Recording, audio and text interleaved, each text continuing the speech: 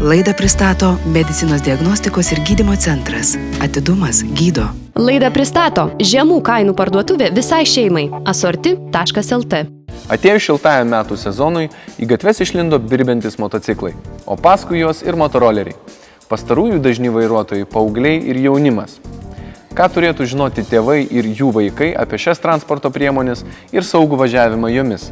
Pasižiūrėkime.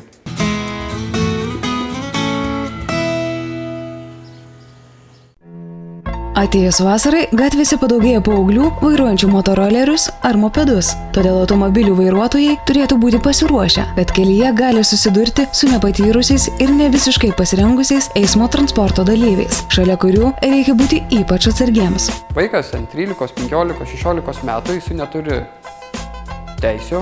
Jisai greičiausiai nieko nėra girdėjęs apie kelių eismo taisyklės, galbūt jis yra girdėjęs apie tokias kelių eismo taisyklės, kurios yra priimtinos pėsčiajam, bet ne vairuotojui. Tai reiškia, jis nežino kelių eismo taisyklėse nurodytų ženklų, jų galiojimo ribų ir ką jie reiškia, jis nežino ženklinimo, jis nežino, kaip turi elgtis vairuotojai, kaip turi elgtis motorolerių vairuotojai, jis tiesiog sėda ant to motorolerio ir važiuoja taip, kaip jam atrodo. 2010 metais šalies keliuose ir gatvėse žuvo 3 motorolerių, mopedų vairuotojai ir daugiau nei 70 buvo sužalota. Tai iš tikrųjų labai didžiuliai skaičiai lyginant ir su kitų eismo dalyvių grupėm, todėl kad ir kaip populiarėja šitos transporto priemonės, jų nėra tiek daug.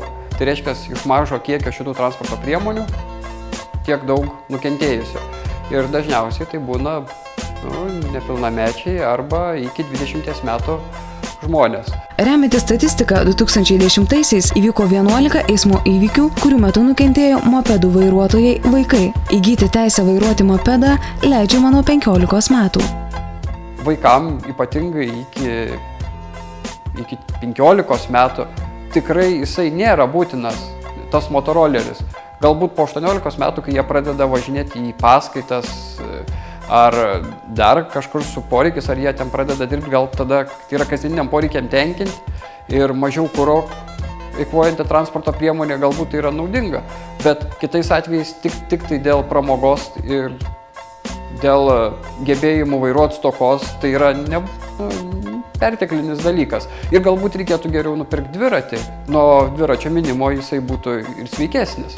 Tačiau jei jų tėveliai nusprendžia, kad jų vaikas negali gyventi be motorolerio ir jį nuperka, svarbu su vaiku pasikalbėti apie galimus pavojus. Patarti, kad būtų atsakingi, nesistengtų pasipuikuoti prieš draugus, viršindami greitį ar važinėdami be šalmo. Priminti jam kelių eismo taisyklės, galbūt netgi, jeigu vaikas net negali laikyti dar šitų išsilaikyti teisių vairuoti motorolerį, o tėveliai vis tik nusprendžia, kad jisai jau gali važinėti su motoroleriu, tai galbūt jie gali namuose kažkokį egzaminą surengti ir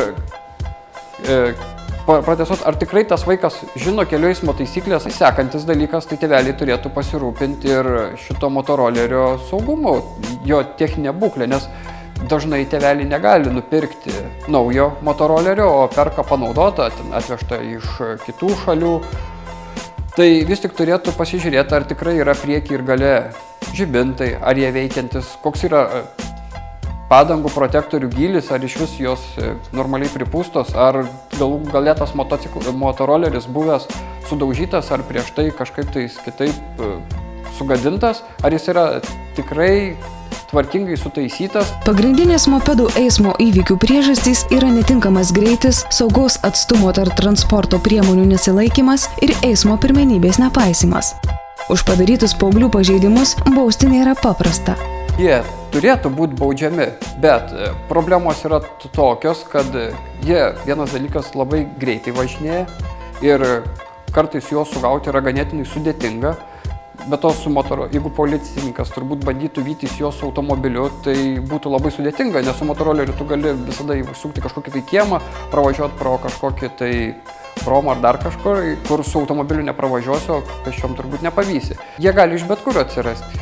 gatvį išvažiuoti iš bet kokio kiemo, arba tiesiog, jeigu motoroleris yra tvarkingas, tai jisai neskleidžia labai didelio garso ir jis gali tiesiog privažiuoti tyliai ir bandyti aplenkti neleistinai ar dar kažkaip, tai visą laiką atliekant kažkokį tai manevrą ar tiesiog važiuojant visą laiką reikia pažiūrėti į veidrodėlius. Neprarasti budrumo padeda saugos eismo principų išmanymas. Automobilių vairuotojams svarbu nepamiršti, atidžiai apsidairyti, ypač sankryžose, kada keičiate eismo juostas ir sukate kairian. Išlaikyti bent 4 sekundžių atstumą nuo priešais esančio motociklo. Ypatingai saugotis motociklų ir mopedų vežančių keleivius. Suteikti jiems pakankamai erdvės patogiam manevravimui. Motociklų ir mopedų vairuotojams svarbu dėvėti šalmą. Aprangoje turi būti fluorescencinių detalių.